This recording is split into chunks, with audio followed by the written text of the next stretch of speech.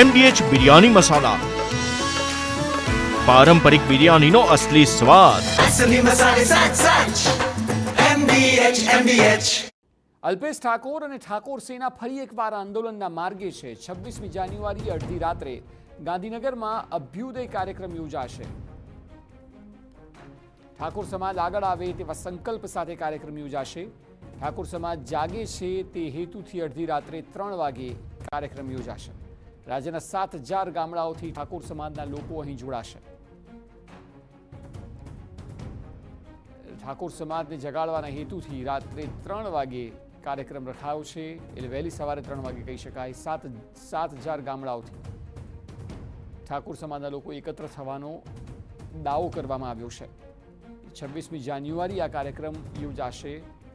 અભ્યુદય કાર્યક્રમમાં ગાંધીનગરમાં લોકો દૂર દૂરથી આવશે તેવો દાવો અલ્પેશ ઠાકોર દ્વારા કરવામાં આવ્યો છે. ફરી એકવાર ઠાકોર સમાજ અને અલ્પેશ ઠાકોરની આગેવાનીમાં આંદોલનના માર્ગે છે અને ઠાકોર સમાજ જાગે તે હેતુથી આ કાર્યક્રમનું આયોજન કરવામાં આવ્યું છે.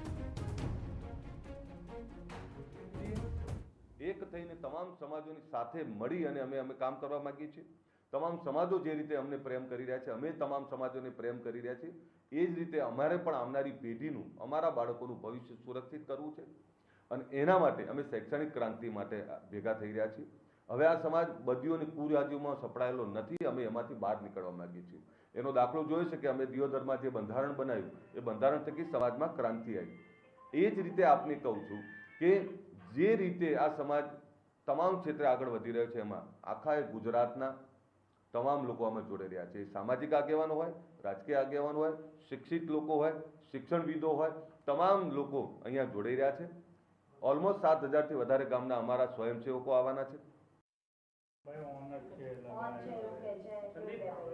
તો અલ્પેશ ઠાકોરે ખૂબ સૂચક વાત કરી કે શૈક્ષણિક જાગૃતિ આવે અને સમાજ બદીઓથી દૂર થાય તે માટેનો આ કાર્યક્રમ છે. અને સમાજના લોકો એક સાથે સંકલ્પ લે કે હવે શિક્ષણની વાત હશે, કુરિવાજોની વાત નહીં હોય, ત્યારબાદ વ્યસનોની વાત નહીં હોય. અભ્યુદય કાર્યક્રમને લઈને અલ્પેશ ઠાકોરે નિવેદન આપ્યું કે 10-15 વર્ષમાં ઠાકોર સમાજમાં શિક્ષણનું સ્તર વધ્યું છે.